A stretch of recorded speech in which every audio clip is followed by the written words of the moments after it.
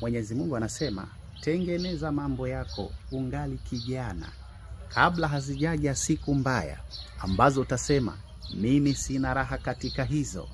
Wakati hawa wachunguliao madirishani watakapotiwa giza, yani hata akitokea mtoto wako unasema nani huyo mpaka ajitambulishe. Lakini pia anasema tengeneza mambo yako kabla hao watwangao, yani meno hawajawa wachache. Yani Mungu anachotuhusia ni kwamba kama ni kutafuta mali, tuzitafute tungali vijana. Kama ni kutafuta amani, tuitafute tungali vijana.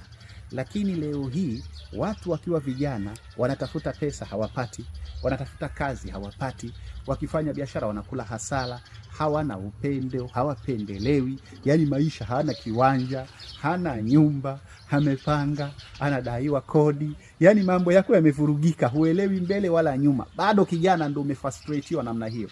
Lakini wewe ukishakuwa mzee utakuwa namna gani?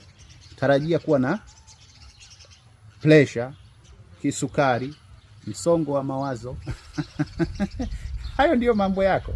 Lakini nisikilize, fanya kazi kama mtumwa, uje uishi kama mfalme. Watu wanafanya kazi kama watumwa wakijiandaa kuja kuishi kama maskini, kwa sababu hawana maarifa.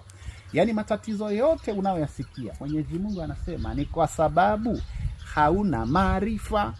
Sasa maarifa ndiyo haya hapa, yanaitwa kikoni. Kikoni huyu, ndugu zangu, nilishawaeleza kwamba ni maarifa aliyotumika tangu enzi na enzi, wakati wa kina Ibrahimu.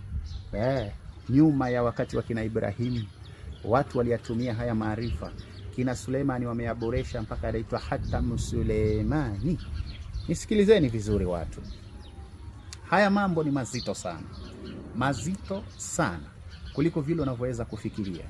Hasa hii dawa inaitwa ni White Magic kwa sababu haina madhara zaidi ya mnyama. Ibrahimu alifundishwa na Mungu kuchinja mnyama ili atajirike na kuwa na heshima na sifa kubwa.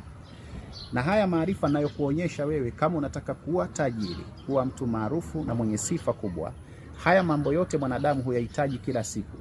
Tumia hii hapa, inaitwa kikoni. Utaichinjia, nisikilizeni, utaichinjia mbuzi mara moja kwa mwaka, au mara mbili, au mara tatu. Halafu itakupa kile unachokitaka. Shida yako ni nini? Tumia hii hapa. Njoo nione Chanika Zingiziwa, ili nikupe haya maarifa makubwa sana.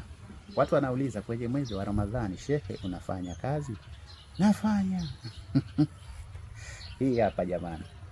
Unahangaika nini sasa brother? Au unafeli wapi brother? Jamani, nimemaliza.